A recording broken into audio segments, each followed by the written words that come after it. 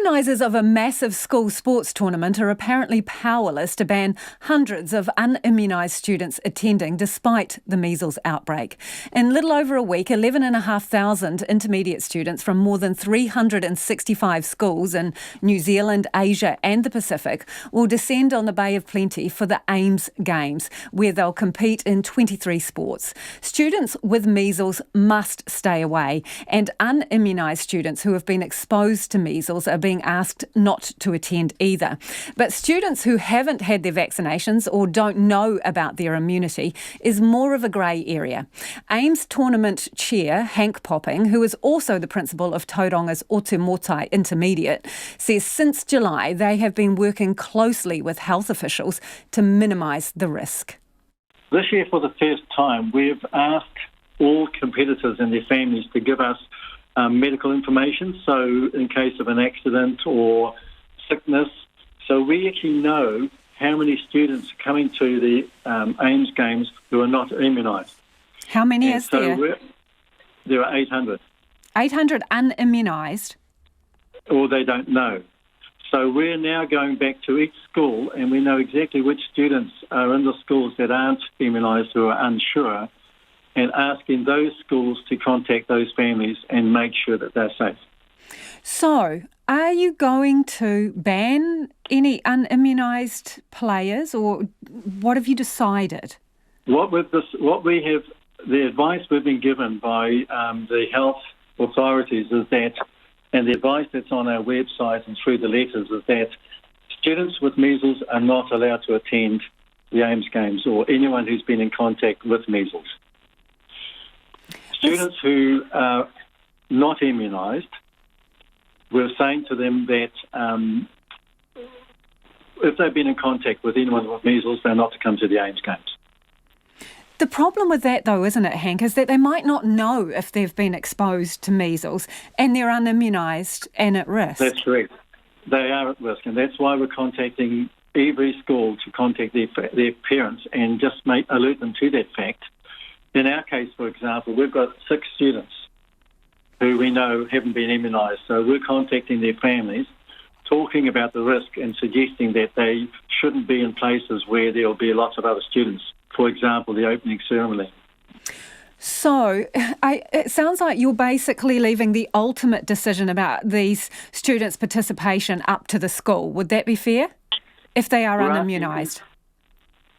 We're asking every school to look very closely at the recommendations that the health authorities have given.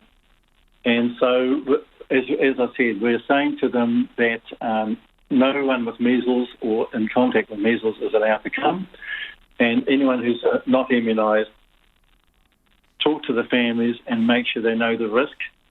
And if they think that they've been in contact with measles or are worried, then they shouldn't come.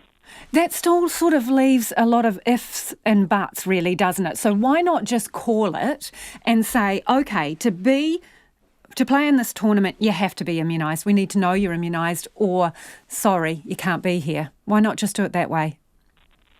Unfortunately, I don't think we can, because of mainly because of the fact that families still have a choice of immunising or not. Mm. We can give that a strong advice, so we can say, look, this is our recommendations.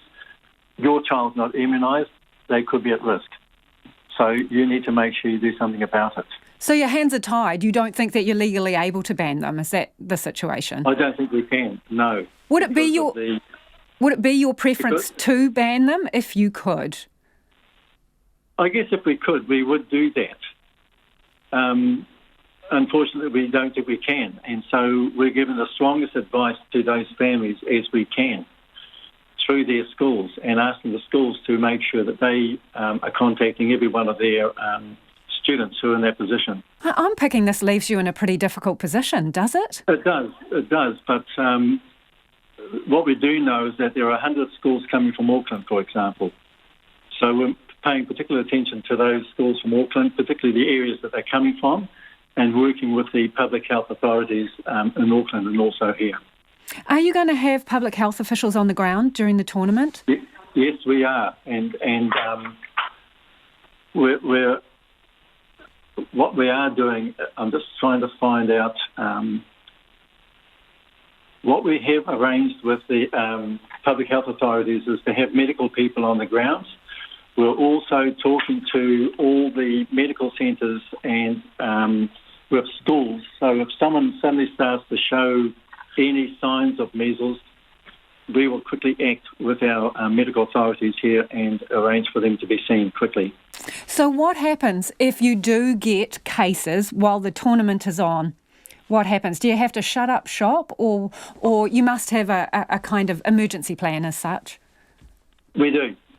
And as part of all our health and safety plan, because obviously the health and safety of all our students is top of our list. So if, for example, a person is found to have measles at the AIMS Games, then we will look closely at shutting down that side of the AIMS Games or warning people that there has been a case, at the AIMS Games. So you may, if you do have a case, have to say, oh, well, that person was playing an XYZ sport. We need to shut that down, but carry on with some others activities. We would take it case by case, and where were they performing? For example, if it was an individual playing golf, that'd be a different situation to someone who's in a team. And so we would take it case by case. Was any consideration given to not holding the AIMS Games because of the measles outbreak? We've obviously considered it, but we believe that we are doing everything we can, to make sure that everyone still has a tournament and everyone is still healthy and safe as part of that.